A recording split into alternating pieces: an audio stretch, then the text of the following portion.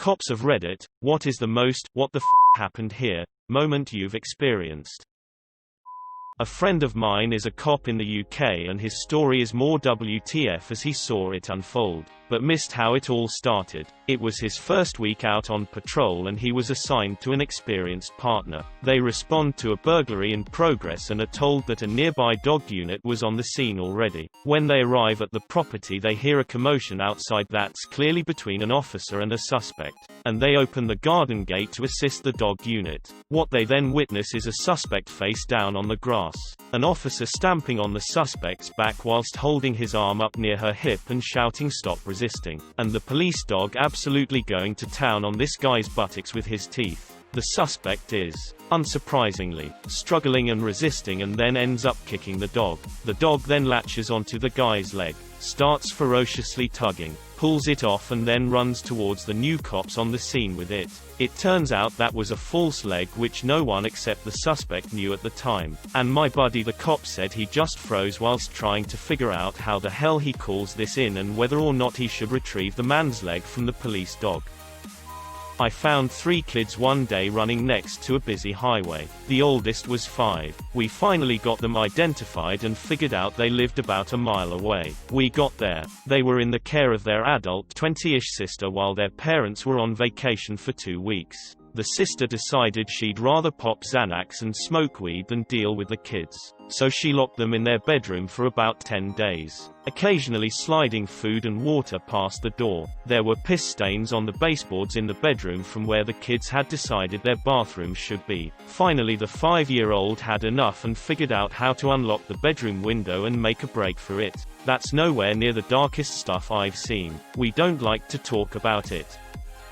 I used to be a cop. We got a call from a guy who claimed to be the victim of a robbery and was incapacitated in his home and had only just managed to reach his phone and call us. We arrived to a trailer home that was totally empty except for a man in hardcore fetish gear tied to some sort of sex swing. I mean, there was nothing else in this house except the gimp tied to the sex swing. Nothing. No furniture. Not even curtains. Okay dude. What the sex gimp? Well you see, officer, I hired 2 Asian hookers to spank me while I was in the swing. Nothing illegal there. No sexual acts. Just some spanking and they'd leave. Well, the girls arrived, tied me to the swing. Then, 2 Asian guys showed up, beat the living shit out of me, then pulled up a Heil trailer and stole literally everything that I own before leaving me hanging here with my cell phone because they said they knew nobody would believe my story anyways. But the cops would probably chase him for a murder. I still don't know if I believe his story, but never found any evidence to suggest that he was lying either. I just didn't find anything at all. I've never been a cop, but my dad was for several years and I've heard plenty of stories from him. The one that I think fits this thread best came from early in his career when he was still pretty much a rookie. He and some of the other cops got called to a house to follow up on an old woman who was suspected to be dead. When they get there, they find out the woman was a big-time hoarder with stuff stacked to the ceilings and paths leading to each room barely big enough for one person. While my dad is walking around taking all this in, one of the other officers suddenly puts his hand out and tells my dad to stop right where he was. Dad asked why and the officer said, "You almost stepped on her." My dad looked down to find the old woman dead and buried under her own stuff. This is my uncle's story, not a cop, but the call was sent to the fire department instead due to the strangeness. The truck was sent on a call for an unknown disturbance, which basically means anything in the world. They get sent an address and that's pretty much it. Truck drives down the street looking for this address and they get to the end and all they can see is an abandoned lot with nothing but bushes. Even though they can't see anyone, they have to get out and investigate, so my uncle and a couple of the guys get out of the truck and start walking around with the usual fire department call out. They didn't hear anything for a while and were about to pack it in as another pointless prank call when my uncle walked past a bush and heard rustling. He looks over and sees a man standing kind of awkwardly behind a bush. Yes sir. My uncle steps a bit closer and realizes how man is buck-ass naked and standing at a strange angle. He motions to another firefighter that he found the caller and goes behind the bush to begin assessing. He is a firefighter paramedic. That's when he realizes that the man has what he refers to a bunny tail on his butt. Of course they try to get the man to explain why he had called in distress and what was going on. After a bit of avoidance, the man finally admits that he had taken a toilet brush cleaner and shoved the handle up his bum. Honestly, no idea why anyone would think this is a good idea generally. Being the enlightened individual that he is, he chose one with a hook on the end to hang up in a bathroom. What my uncle and the other firefighters assumed was that the hook had gotten stuck on something internally because they couldn't pull it out, and it caused the man significant discomfort when they tried. My uncle left the man with another firefighter getting his information and went back to the truck to call for an ambulance. Of course, at this point he always mentions that he walked around the truck to see the rest of the company trying to silently die of laughter out of view of the bushes. When the ambulance arrives, my uncle meets them with a grin on his face and tells them to brace themselves before walking them over to the bushes. They assess the man and conclude that there is no way for them to remove the toilet brush in the field and that they have to admit him to the hospital for surgery. The only problem was that they couldn't figure out how to get him into the gurney without causing him to move in a way that caused him more pain. They end up throwing a blanket over him, and the firefighters help maneuver him into a sort of downward dog mountain position with his bum in the air to keep the toilet brush at the right angle. At that point my uncle decided that the fire department was done with the call and the paramedics could handle it from there, and loaded up the company onto the truck.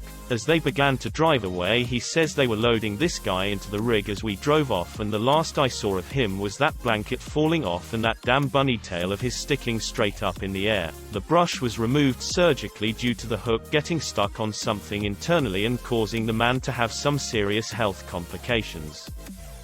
In high school I took a criminology course as an elective, and our teacher was a retired officer. When we asked him for his weirdest story, he told us about a repeat offender. The offender was a homosexual gentleman that had a penchant for exhibitionism. He said he got a call out for someone exposing themselves in public, and when he arrived on scene, he found said gentleman with his ankles to sky, naked as the day he was born, with a half-empty bag of avocados and a can of Crisco. After taking him to the station, they found the other half of the avocados strewn about the back of their cruiser. Not a cop, but worked as a park ranger, came up on a scene with blood everywhere, poofs sticking up out of a styrofoam cooler, a truck bed full of blood, beer cans everywhere, and a antelope head on the picnic table. Perfect welcome to a campground full of children.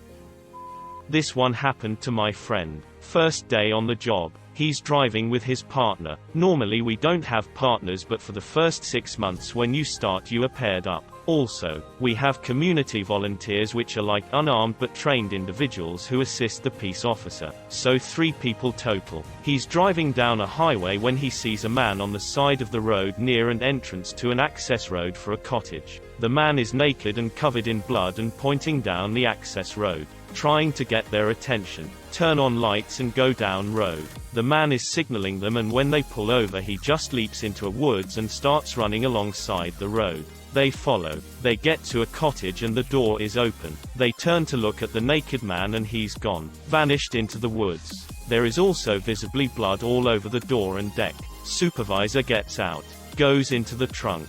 Gets the shotgun and gives it to the unarmed auxiliary, saying something like, "Cover out back and try not to shoot us. We are going in." He and my friend draw their pistols and go. When they get inside there is blood everywhere. Like from a movie. All over the walls. Furniture. Just everywhere. Enter the living room. There is a man on the couch with a couple knife wounds to his stomach, but is alert and seems actually not that bad. But he's holding a pit bull on a leash. "If you let that dog go it's dead," says supervisor. Guy ties leash to side of couch. Puts his hands up, but won't say a word. "Is there anyone here? What happened? Are you okay?" Nothing. He's not answering. They place him under arrest and auxiliary takes him to the car. They continue searching upstairs, clearing rooms out until they get to one of the bedrooms. They look in and there is a guy under some covers but still obviously awake. "Show me your hands." The guy hears them, throws the blanket off to reveal he is also naked, stabbed, and basically about to die from blood loss. Paramedics come. House is fully cleared out. As it turns out, the 3 guys including Naked Forest Man were all drug dealers just having a get-together. They started doing ecstasy, and after getting really high it turned into a bit of a gay orgy. In a moment of lucidity, one of the drug dealers realized he wasn't gay and grabbed the knife, which escalated into a gay orgy knife fight. Hence all the blood. That was day 1. Not my story. A friend's. They were responding to a car accident on the freeway. I don't remember the details, but there are several levels of emergency. This was the lowest level. Nobody seriously hurt. Get here but don't rush. They pull up, and the first thing they see is a severed leg laying in the bushes. Then a car on its roof. Everyone starts to panic a little bit until they figure out what's going on. Turns out the driver has a prosthetic leg, and takes it off when he drives. When the car rolled, it flew out the window. Driver was totally fine. Just a few bumps and scrapes, but missing a leg. Too many to choose from, I forget them all. So how about non-fatal ones that are kinda upbeat? Car in a pond. Guy bought the car, hated it. Got so angry he literally drove it into a pond and they left. Ticket for littering cause I jumped in to see if anyone was in the car. Car wrecked in a tree. In a tree. Like up in the middle of the branches. I just don't know how. Half missing decomposing dead body from natural death. Turned out the many cats in the house ate half that person. Okay, that one's gross. A ride along had a warrant and got tazzed by the officer they were with, trying to run from. That was a more of WTF moment hearing it over the radio. Guy going through a divorce and decided to renovate his house at 2 a.m. with a sledgehammer, by taking out all the walls and furniture, cause his future ex got awarded the house. Didn't arrest him. Was still his house. Just keep the noise down please.